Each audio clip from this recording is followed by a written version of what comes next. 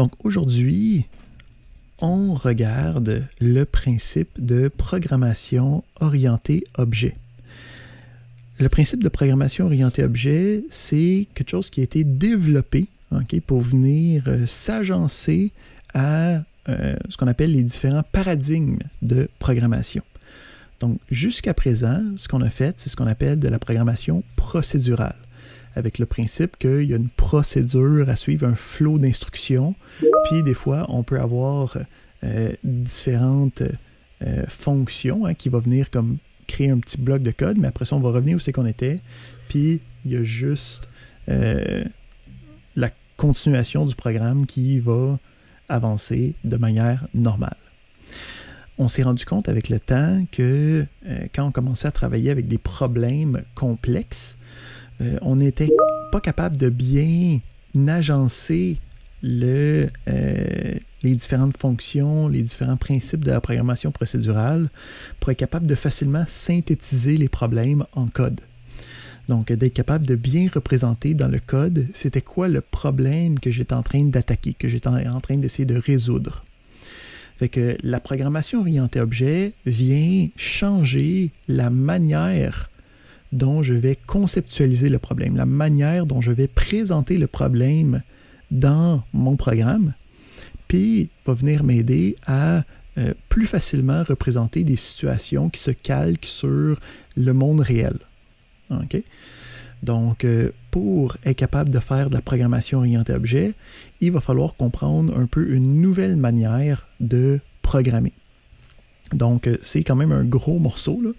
Okay? Puis, pour vous donner une idée, en ce moment, la programmation orientée objet, c'est un domaine très, très, très, très, très large.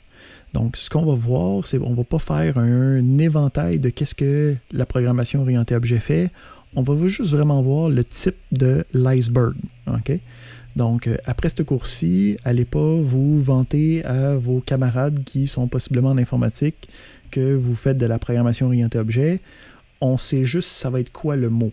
Okay? Donc, c'est la différence entre savoir conduire et être un mécanicien. Okay? Donc, c'est pas parce que j'ai conduit une voiture que je dis comprendre comment ça marche un automobile. Fait que on va voir les principes fondamentaux pour être capable de faire de la programmation en orienté objet, puis de voir les mécanismes principaux, mais il y a vraiment beaucoup de mécanismes additionnels que nous, on ne verra pas à l'intérieur du cours. Fait que là, la question, c'est quoi la programmation orientée objet? Bien, la programmation orientée objet, ça porte bien son nom, hein? C'est de la programmation qui est orientée vers des objets. Et voilà, le cours est terminé. Donc, on se voit. Non. Là, la question qui vous brûle les lèvres à l'instant même, c'est OK, Hugo, cool, mais c'est quoi un objet? Hein? Donc, la première chose qu'on va se demander, c'est quoi un objet en programmation orientée objet? Fait que le principe d'un objet, on peut le faire équivaloir à une variable qui est sur des stéroïdes. Okay? Donc, le principe d'un objet, ça va être d'être capable de sauvegarder des informations, des données, ce qu'on va appeler des attributs habituellement. Donc, des choses qui s'apparentent à des variables ou des choses qui s'apparentent à des choses que je peux nommer, que je peux calculer. Fait que, puis le principe, c'est que ça va être un amalgame de ces informations-là. Fait que quand on va parler d'objets, on va vouloir souvent décrire des choses qui ont des analogues dans la vie réelle. Fait que si, admettons, je veux représenter une fleur comme étant un objet, fait que je vais pouvoir dire, ben sur la fleur, la couleur de la fleur, elle est rose. La fleur, elle a un certain nombre de pétales. La fleur, elle a une certaine hauteur. La fleur a un taux d'humidité à l'intérieur. Donc, c'est toutes des informations, des éléments concrets que je peux calculer, que je peux identifier, que je peux représenter avec des nombres ou du texte ou une donnée qu'on apparenterait à une variable. Donc, un objet, c'est un amalgame d'informations qui est concentré ensemble. Mais en plus de ça, on va avoir aussi à l'intérieur de l'objet les différents comportements. C'est là que tout change. Okay? Parce que le principe d'un amalgame d'informations, on avait vu ça avec les collections de données. On avait vu le principe de liste, on avait vu le principe de dictionnaire, de set. Donc, c'est toutes des manières de rassembler de l'information ensemble. C'est pas nouveau. Ben, dans les objets, la chose qui est nouvelle, c'est qu'à l'intérieur de l'objet, il y a non seulement les données, mais il va aussi avoir ce qu'on appelle les comportements, les actions que l'objet peut faire. Donc, ça va s'apparenter à du code qu'on va reconnaître comme étant des fonctions, mais quand c'est des objets, on appelle ça des méthodes. Et puis là, le mot méthode, c'est un élément qu'on a déjà entendu. Donc, quand on parlait de méthode, on parlait de fonctions qui étaient rattachées à quelque chose. Quand on travaillait avec les tableaux, puis on voulait le flipper de bord, on avait le nom du tableau, point le flip, on avait le sort aussi. Donc, on avait déjà vu par la bande l'utilisation des objets dans le cours, mais sans jamais spécifiquement dire « Hey, c'est quelque chose de super important, puis c'est super compliqué, puis on va voir ça à la fin de la session. » Donc, le principe des comportements, c'est d'être capable de dire « OK, je suis capable de faire telle action, je suis capable de agir de telle manière. » Puis, habituellement, ça va être un principe de les actions qui vont avoir un effet sur les différents attributs, sur les différentes données de l'objet. Donc, ici, on a un exemple là, où, admettons que je veux représenter une alarme, okay, dans le sens de un alarm clock, là, ou dans le sens vieillot, là, l'affaire que nos téléphones font tous les jours. Là. Avant, il y avait des machines qui faisaient juste ça, une alarme avec juste le temps, puis tu setais l'alarme, puis ça sonne, puis c'est tout ce que ça fait. Bon, si on voulait représenter ça en tant qu'objet, le principe, c'est qu'il y aurait plusieurs informations que cette alarme-là pourrait sauvegarder, plusieurs attributs.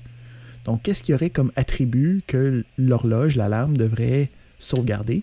Bien, on a l'heure, qui est calculée en le nombre de secondes courantes, les minutes courantes, l'heure courante. Puis après ça, puisque c'est pas juste une horloge, c'est une alarme, il faut aussi être capable de sauvegarder l'heure à laquelle je veux que l'alarme sonne. Fait qu'encore une fois, là, ici, c'est juste un élément, là, mais ça pourrait être un autre amalgame de minutes, heures, secondes. Puis finalement, on a un dernier comme bouton sur notre alarme là, qui dit est-ce que l'alarme est activée ou pas. Donc, on aurait aussi cette information-là qui peut directement être juste vraie ou fausse. Là, ça, c'est ce que l'alarme est capable de faire, est capable de sauvegarder. Après ça, on a qu'est-ce que l'alarme est capable de faire. C'est quoi les actions que cette alarme-là peut faire? C'est quoi les activités qui peuvent changer qu'est-ce qui se passe avec l'alarme? Fait qu'en tant qu'utilisateur, qu'est-ce que je peux faire sur cette alarme-là? Bien, en tant qu'utilisateur, je peux changer l'heure. Donc, je peux changer l'heure de l'horloge normalement. Je peux changer l'heure de l'alarme. Je peux mettre l'alarme à on, puis je peux mettre l'alarme à off. Donc, le principe des objets, c'est une collection de deux propriétés. Les attributs, qui sont les données, les statistiques, les valeurs concrètes qui sont rattachées à l'objet. Puis après ça, on a les méthodes, les actions, le comportement qui peut être activé sur cet objet-là. Fait que le principe, c'est habituellement pour savoir comme est-ce que c'est un attribut, est-ce que c'est une méthode. Si tu voudrais avoir une variable pour le sauvegarder, ça va être un attribut. Si tu veux avoir une fonction, parce que ça va faire quelque chose, ça va modifier quelque chose, ça va être habituellement être une méthode. Une autre manière de le voir, c'est si j'ai deux alarmes, là, qu'est-ce qui est commun aux deux, puis qu'est-ce qui peut être différent pour les deux. Le principe ici, c'est que si j'ai une première alarme, ben, ma première alarme va avoir une heure, va avoir une alarme, va avoir l'alarme qui est à on ou à off. Si j'ai une deuxième alarme, ben, la deuxième alarme peut avoir une autre heure de setter, peut avoir une autre heure d'alarme de setter, peut être à off, celle-là. Donc, les caractéristiques qui peuvent être différentes entre deux objets de même type, là, deux objets qui représentent la même chose, si ça peut être différent entre les deux, c'est habituellement des attributs. Donc, c'est capable de sauvegarder une information. Mais entre les deux alarmes, les deux vont avoir les mêmes actions possibles, les mêmes comportements. Donc, la première alarme, je peux la mettre à on. Puis la deuxième alarme, je peux la mettre à on aussi. Puis la première alarme, je peux changer l'heure. Puis la deuxième alarme, je peux changer l'heure aussi. Donc, les comportements, les actions que je veux prendre sur cet objet-là vont rester les mêmes entre les deux. Fait que ça, c'est le principe fondamental de la programmation orientée objet. Ça va être d'avoir des objets qui se promènent dans mon programme, puis qui vont pouvoir prendre des actions, qui vont pouvoir appeler des méthodes pour être capable de travailler dans la problématique que je vais essayer de régler. Fait que ça, c'est notre première grosse étape quand on travaille en programmation orientée objet. Deuxième élément fondamental quand on travaille en programmation orientée objet, c'est que dans la majorité des langages de programmation, tu ne peux pas avoir directement des objets. Il va falloir passer par un intermédiaire qui va s'appeler une classe. Donc, le principe, c'est je veux avoir des alarmes. Hein? Donc, pour être capable d'avoir des alarmes, il va me falloir un moule à alarme. Okay? Il va me falloir une recette. Il va me falloir une espèce de blueprint pour l'alarme. Donc, un gabarit là, pour cette alarme-là. Donc, pour savoir que chacune des alarmes, qu'est-ce qu'ils sont capables de faire? Chacune des alarmes, qu'est-ce qu'ils sont capables de sauvegarder comme information? Donc, quand on travaille avec les classes, le principe de la classe, ça va être une première partie de code qui va être capable de représenter qu'est-ce que mes objets vont être capables d'être et de faire. Donc, quand on est en programmation orientée objet, on veut avoir des objets qui interagissent entre eux autres, mais avant d'être capable de faire ça, il y a une étape préalable qui va être la construction d'une classe. Donc, une recette qui va être capable de décrire qu'est-ce que les objets vont pouvoir être. Donc, le principe ici de la recette, c'est que ça va être une description de qu'est-ce que ça peut faire.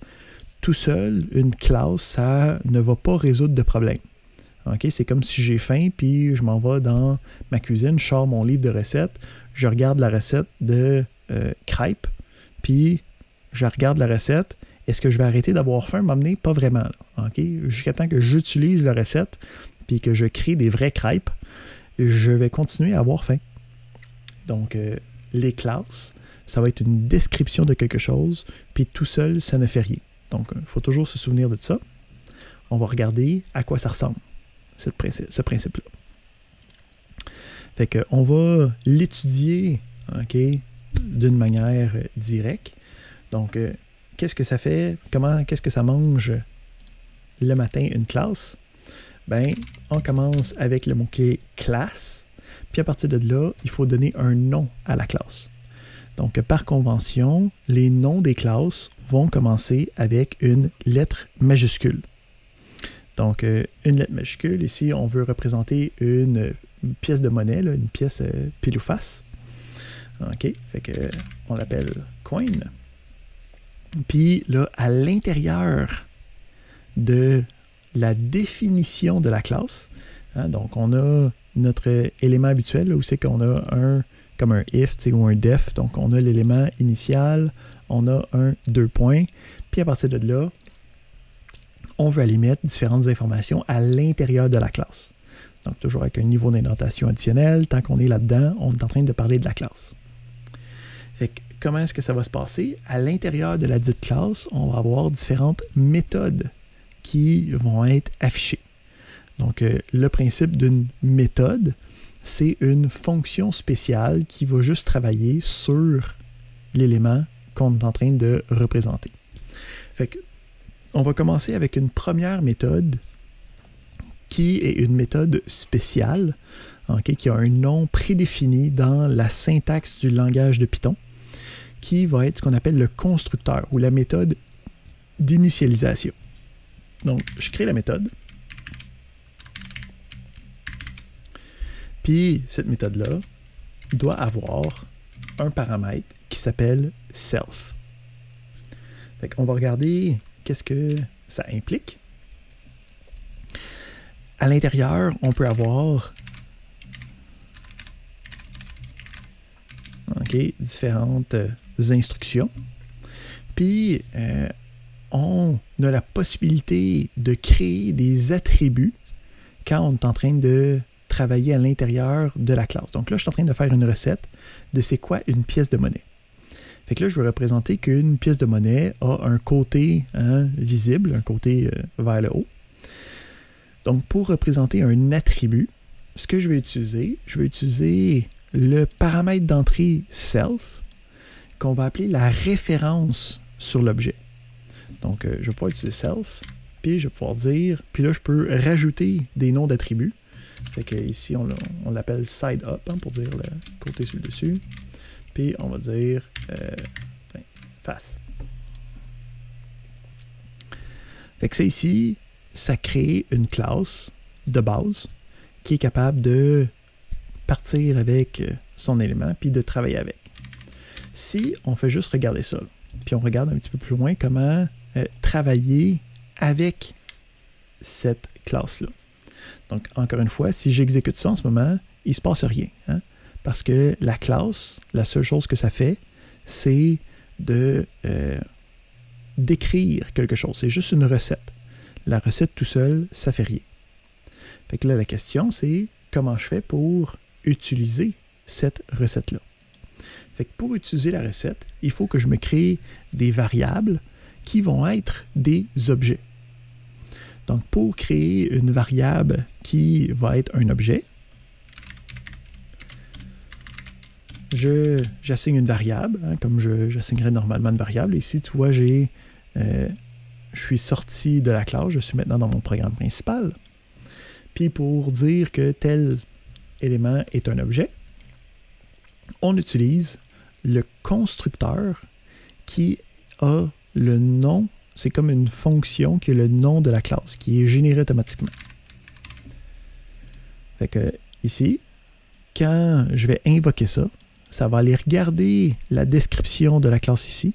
Ça va construire un objet à partir de ce moule-là et ça va l'assigner à la pièce 1. Fait que je roule ça. Je peux voir que le print, durant l'initialisation, a été invoqué quand j'ai appelé cette fonction-là. Fait que j'ai une recette. Je peux maintenant créer plusieurs pièces de monnaie en même temps. Puis je peux voir ici, j'ai l'initialisation qui est appelée 2 fois à l'intérieur. Si je regarde, qu'est-ce que je peux faire avec pièce? Ici, je fais juste print pièce 1. On peut voir ici qu'une des problématiques là, de la programmation orientée objet, c'est que tu ne peux pas directement printer le contenu. Il y a d'autres manières de faire, là, mais par défaut, on ne peut pas juste voir tout ce qu'il y a dans l'objet parce que c'est ce qu'on appelle une référence à la désimplication que nous, on ne verra pas. Mais pour être capable d'aller chercher les informations à l'intérieur, on va pouvoir utiliser la même syntaxe qu'on a utilisée quand on utilisait le self. Fait que dans la pièce 1, si je veux aller voir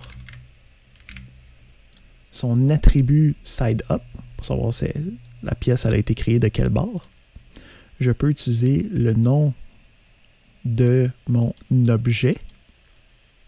Parce que ça ici, c'est la classe, c'est la description, c'est ma recette. Mais une fois que j'utilise ce qu'on appelle le constructeur, j'utilise ma recette pour créer quelque chose de tangible, quelque chose que je peux modifier, quelque chose que je peux toucher. Puis ça, c'est ce qu'on appelle les objets, ou souvent, vous allez aussi voir le synonyme d'instance. L'instance de coin, j'ai pièce 1 et pièce 2. Fait que si je pars à partir d'un objet, j'utilise le point, je peux aller chercher les différents attributs, puis je peux voir ici que ça a marché. Je peux aussi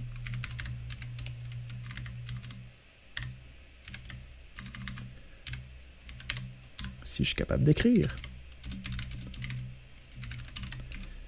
aller le modifier. Donc, dans ma deuxième pièce, je change son attribut SideUp, puis après ça, je l'affiche pour bien voir que ça l'a changé, puis c'est disponible. Point important, OK? Il faut faire attention parce que tu peux rajouter des choses. Hein? Ou en fait, si j'avais fait une erreur de frappe, ça cause pas d'erreur s'ils sont pas là. Parfait. Fait qu'on vient au principe qu'on peut le modifier, ça va bien.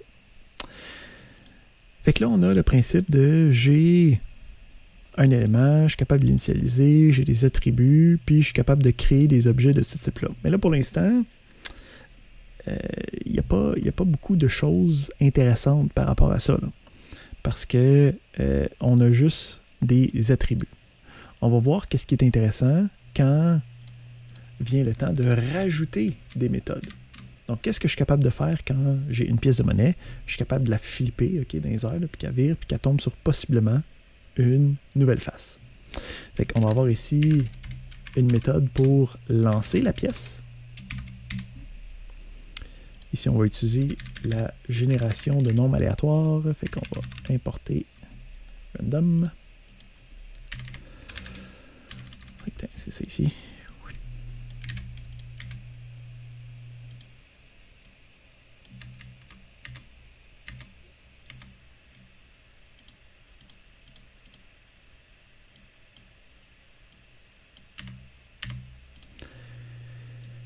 Comme ça ici.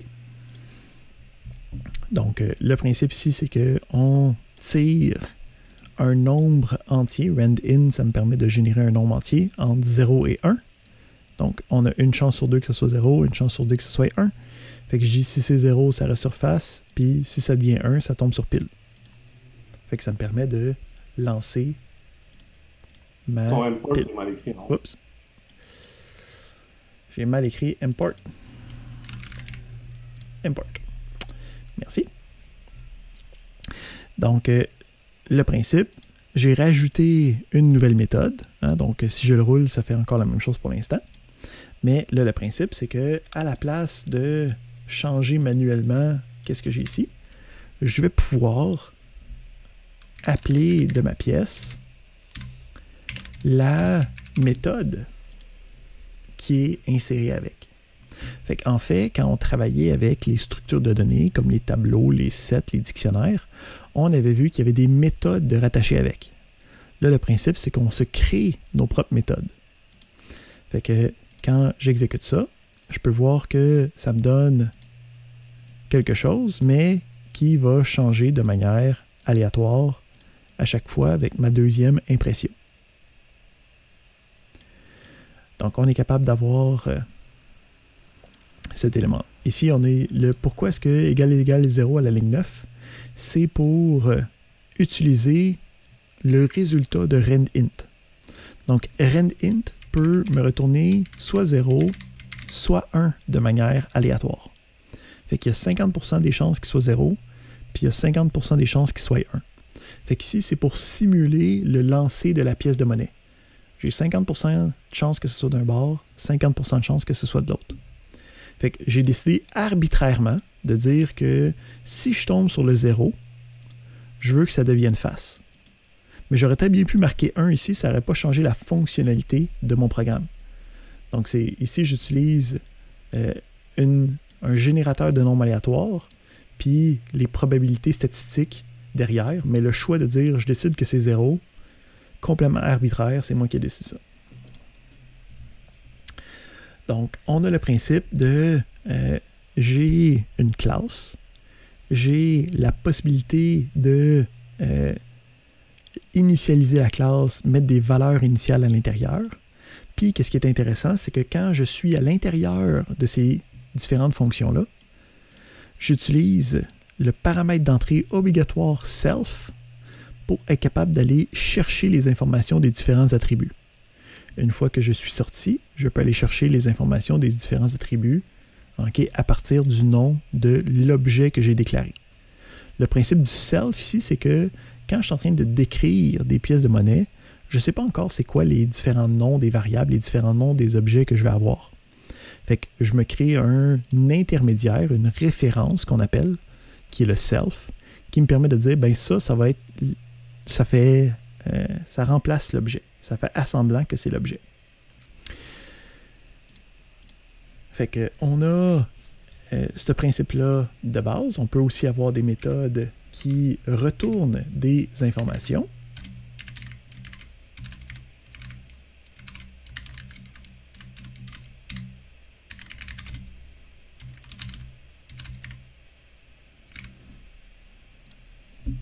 Donc, on peut avoir des méthodes qui vont avoir des retours. Hein? Puis ici, à l'intérieur de ces méthodes-là, je peux écrire tout ce que je connais là. Donc, je peux écrire d'autres fonctions, je peux écrire des appels de variables, je peux écrire tout ce qu'on a vu jusqu'à date là. Puis, à partir de là, je peux commencer à utiliser cette méthode-là.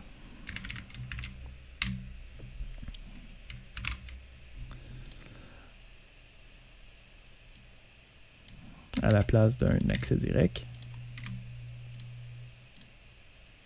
OK, puis je peux voir que ça marche tout aussi bien que tantôt, mais là, à la place d'aller chercher directement l'attribut, ce que j'ai fait, c'est que j'ai passé par une méthode intermédiaire.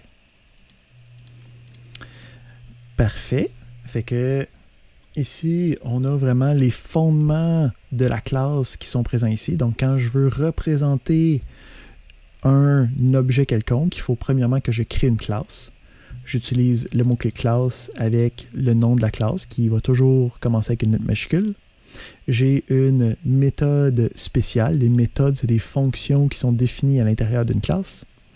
Donc, j'ai une méthode spéciale double-bas, init double-bas, qui reçoit un paramètre obligatoire self, qui va automatiquement être invoqué quand j'appelle ce qu'on appelle le constructeur ou le init de la classe, qui a le nom de la classe comme si c'était une fonction. Donc, tout ce qui se passe dans le init, c'est automatiquement appelé quand je fais ça. Puis ça me retourne l'objet que je peux utiliser par la suite. Fait que je le sauvegarde. Puis à partir de là, je peux partir de l'objet puis invoquer d'autres des méthodes. Donc, j'ai créé d'autres méthodes, encore une fois, toujours avec le self obligatoire. Puis après ça, on a les différentes instructions que je pourrais avoir à l'intérieur. Alright. Parfait. Ça c'est bon, ça c'est bon, ça c'est bon. Quand on travaille avec la programmation orientée objet, on va voir que il faut avoir comme une vision un petit peu plus sécuritaire des données. Donc, c'est arrivé un petit peu plus tard dans le monde de l'informatique. On commençait à penser que c'était peut-être pas tout le monde qui avait le droit de lire tout à tout moment. Hein? Donc, c'est peut-être pas la bonne idée. Maintenant, dans les pratiques de sécurité, on peut très bien comprendre pourquoi c'était ça, mais dans les années 90, c'est un nouveau concept. Donc, on va avoir le principe d'attribut privé. Donc, admettons ici, on prend un exemple très classique de programmation orientée objet, qui est un compte de banque. Donc, si je pense à mon compte de banque, puis que je pense aux différents attributs du compte de banque, donc c'est quoi l'information la plus importante qui est associée à mon compte de banque? Je ne sais pas pour vous, mais personnellement, le solde qu'il y a dans mon compte de banque, c'est pas mal l'information la plus importante, la plus pertinente qui a rapport à mon compte de banque. Tu sais, il y a le nom attaché avec, il y a la date de création du compte, il y a les différents comptes possibles, mais tu sais, le solde, pas mal important. Fait qu'il faut comprendre quand je vais interagir avec le système informatique de la banque va avoir un objet qui représente le compte de banque dans lequel il y a le solde. Mais si je suis la banque, je ne pense pas que je veux nécessairement donner accès à tous les clients à la structure de données qui représente le compte de banque avec le solde, que je peux modifier comme que je veux. Hein? C'est peut-être pas une bonne idée de me laisser gérer mon solde où c'est que je peux écrire puis ce que je veux à l'intérieur. Donc, on va avoir le principe de attribut privé. Hein? Même principe ici. Je pourrais dire, je veux savoir si tu as pile. Ah ben c'est facile, j'ai juste à faire ça. Et voilà, je réussis toujours à avoir pile sur le deuxième lancé. Il n'y a pas personne qui peut jamais m'arrêter. Fait que ce qu'on peut faire, c'est quand on crée les différents attributs, on peut rajouter des doubles tirets bas avant le nom de l'attribut. Puis ça va faire que l'attribut est privé. Qu'est-ce que ça veut dire quand quelque chose est privé? C'est que c'est plus tout le monde qui a le droit de l'utiliser. Dans ce cas-ci, on a des éléments qui restent pareils, là, si... ouais. En fait, si on regarde ici, quand j'essaie de l'utiliser, hein, puis quand j'essaie de le mettre à pile, je peux voir que l'assignation, c'est juste pas faite. Donc, ça l'a protégé l'attribut ici, puis ça a été quand même capable de l'assigner. Donc, qu'est-ce qui est intéressant, c'est si j'essaie de faire un print de pièce 2, point, directement, on va voir que quand j'essaie d'accéder directement à la propriété privée, ça va me dire que je ne connais pas cet attribut-là. Okay? Ça va faire à semblant que ça n'existe même pas à l'intérieur de mon élément. Puis, si je reviens à l'arrière, puis j'essaie de l'assigner directement, encore une fois, même si j'ai donné le même nom, on peut voir que ça fait comme si ça n'a rien fait avec cet attribut-là. Fait que là, à ce point-ci, la seule manière de changer l'attribut, ça va être en utilisant la méthode qu'on a générée pour, hein, qui permet de bien représenter la réalité de la situation. C'est que si j'ai une pièce de monnaie, ben, je vais être capable de juste la lancer dans les airs, puis qu'une fois de temps en temps, ça tombe sur face, une fois de temps en temps, ça tombe sur pile. Donc, on a, dans la majorité des cas, la possibilité d'avoir des attributs privés. On a déjà parlé des multiples instances. Donc, c'est pas mal le même principe. Oh, il n'a pas aimé quelque chose. On va s'assurer. Connected, tout va bien.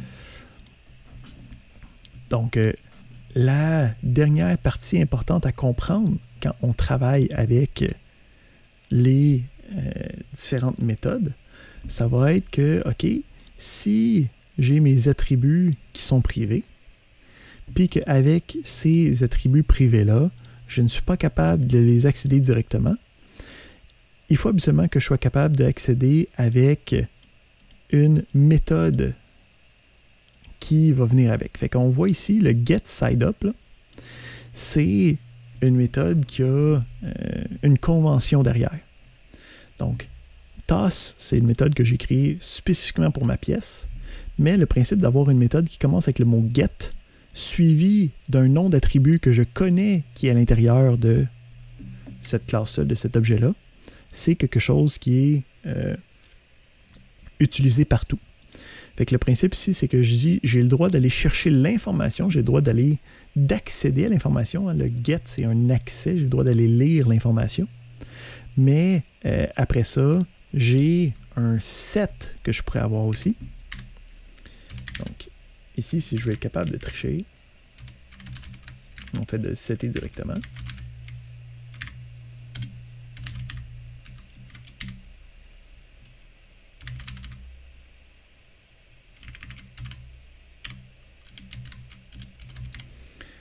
Je pourrais avoir quelque chose comme ça.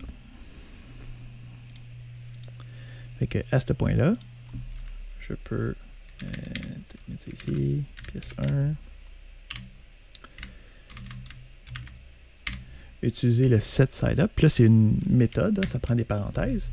Puis là, ce qu'on peut voir, quelque chose d'extrêmement important. Donc ici, j'ai créé une méthode. Okay? Donc ça, c'est pas juste pour les sets, c'est pour toutes les méthodes.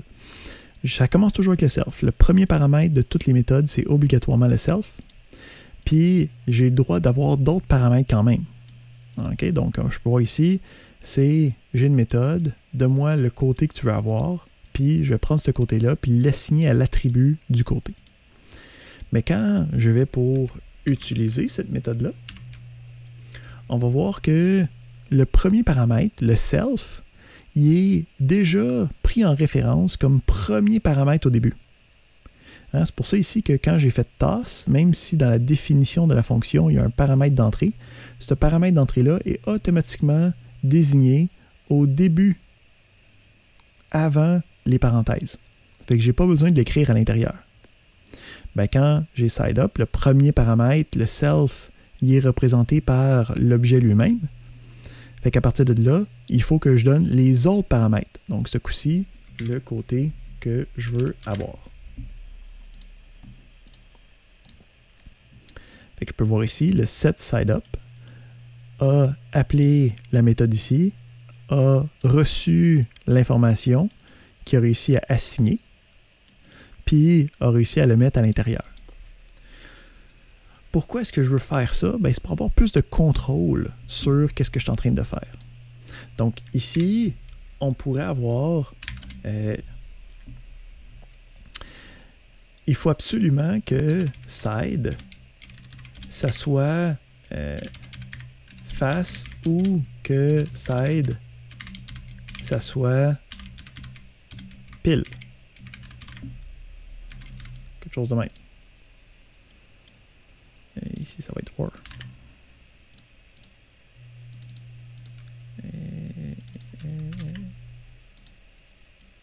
Voyons, j'ai perdu mon... Ouais, non, c'est or. Pas de problème. Ah non, ok, c'est juste moi qui n'est pas capable d'écrire parce que j'ai oublié la tabulation. Excellent. Donc, le principe ici, c'est... Ça marche toujours. J'ai pu mettre pile, mais mettons que j'aurais mis banane. Hein, qui n'est pas une valeur banane. C'est encore pire.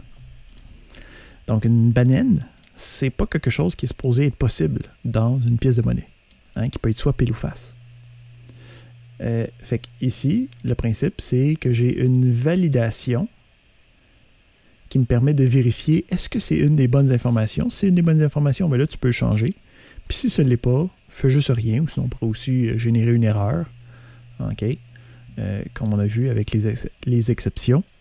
Mais le principe fondamental, c'est que j'ai plus de contrôle sur la modification des attributs quand je vais avoir différentes méthodes, okay, pour l'assignation et l'accès aux informations. Ce qu'on va appeler des getters et des setters. Okay, avec des méthodes qui commencent par get puis des méthodes qui commencent par set. Fait qu'avec ça, on est capable de représenter différents objets du monde courant, des représentations d'éléments du monde courant qui vont être capables d'être représentés sous leurs caractéristiques puis les actions possibles que ces objets-là sont capables de prendre. Fait que ça nous permet de modéliser, de conceptualiser des problèmes complexes, mais d'une manière très humaine. Où c'est qu'on dit, ben en ce moment, je suis en train de traiter, mettons, un problème boursier. Ben dans le problème boursier, qu'est-ce que j'ai? J'ai des actions, j'ai des compagnies, j'ai des dates. Donc, tous ces éléments-là peuvent être des objets, puis ils pourront pouvoir interagir ensemble d'une manière que, même si le problème est complexe, la représentation du problème va être simple pour un être humain. Excellent. Fait que ça fait le tour de qu'est-ce que je voulais voir avec vous aujourd'hui. On a des exercices d'atelier pour travailler sur les classes où on vous demande 2 exercices. Donc, chacun va vous demander de créer une classe avec différentes propriétés, différentes méthodes. Puis, après ça, un script principal qui va vous demander d'utiliser la classe que vous venez tout juste de créer pour représenter un problème, pour essayer d'utiliser la création et l'utilisation d'objets. Fait que ça, c'était notre cours sur la programmation orientée objet.